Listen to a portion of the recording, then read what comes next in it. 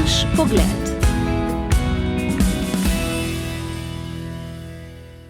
Kapital objema. Precej gotovo se mi zdi, da ste o nacionalnem dnevu objemanja že slišali. Na današnji dan, 21. januarja, se odvija v Združenih državah vse od leta 1986.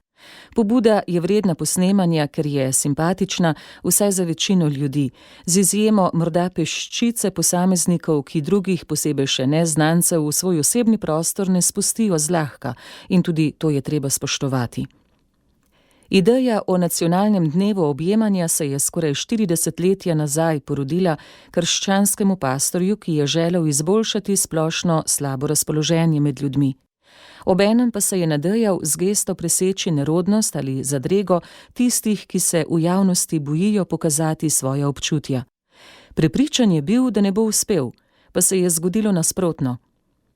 Pred leti sem za pobudo prvič slišala in jo z mnogimi objemi neznanih, radostno do ušes navihano nasmejanih mladih doživela na festivalu Stična mladih. Ne vem, če so organizatorji sledili ideji rojeni čez lužo ali so prišli sami do nje. Vsekakor je v objemu moč. Ko se prijateljsko, vzajemno ljubeče, igrivo in spoštljivo objamemo, si s tem izkažemo vrednost, podelimo si vrednoto bližine.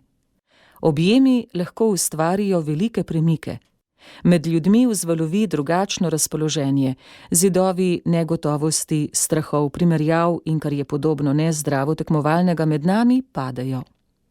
Prekluže do naše stare celine, no pa tudi od drugod, prihaja veliko nebodi je treba od večnosti. Izumljenih potrošniških razvad, navad brez globljega ozadja.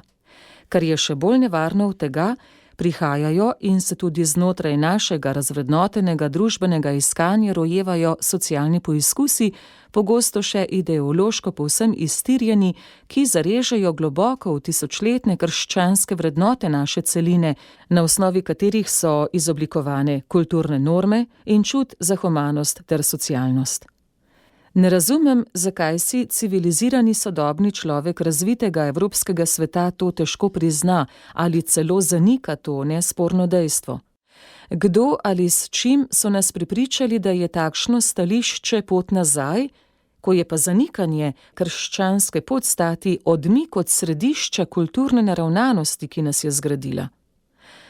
Na nekatere novotarije smo postali že nekoliko bolj občutljivi in zadržani, a gre razvoj tako hitro naprej, da jih je skoraj nemogoče z zdravimi premisliki še pravočasno prestreči. Dan objemanja, mislim, da neljubih stranskih učinkov nima, le k dobremu lahko pripomore. No, morda se v pobudi deljenja objemov velja vprašati o bontonu, ki je nekdaj veljal med evropskimi ljudmi. Ne tako dolgo nazaj je tudi v naši deželi za javno dobro skrbel skrbno pripravljen in spisan opis navad in ravnanja, ki je ob upoštevanju spodbujal ljudi, da so se trudili postati najboljša različica sebe. To je bila norma, javno sprejeta in upoštevana. O tem mi je pred nekaj dnevi pripovedoval priznani etnolog, ki ga boste lahko kmalu slišali v eni od četrtkovih popoldanskih oddaj.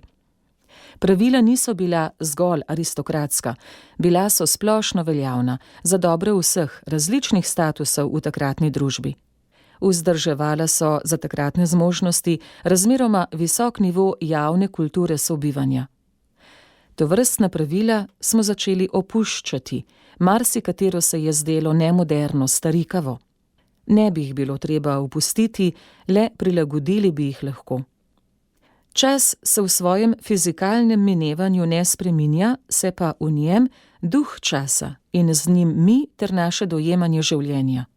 Medsebojno spoštovanje bi moralo biti nesporno in dokončno, brez ugovorov. Da se z vrhov spoštljivost seli nižje, sploh ne bi omenjala.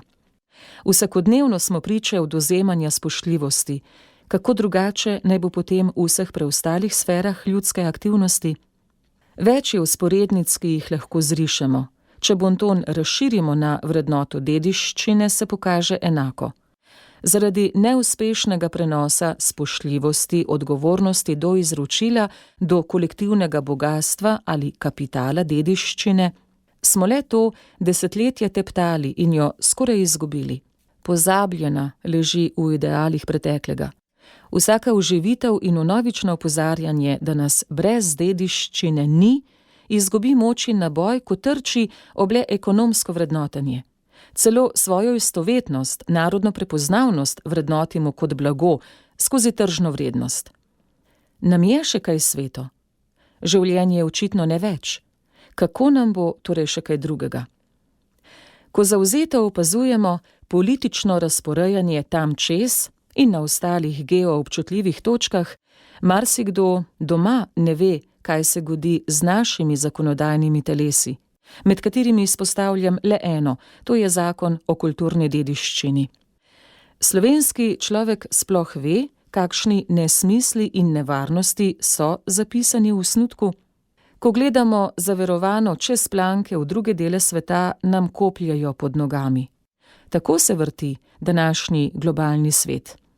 Se bomo svoje vrednosti zavedali šele med padcem v globel, no upam, da nam ne bo treba doživeti bolečega pristanka, da se bomo uspeli ujeti še pravi čas ob vejo spoznanja, kaj so resnično vrednote, iz katerih smo in ki jih nujno potrebujemo zato, da bomo tudi jutri. Naš pogled sem tokrat spisala Nataša Ličen. Naš pogled.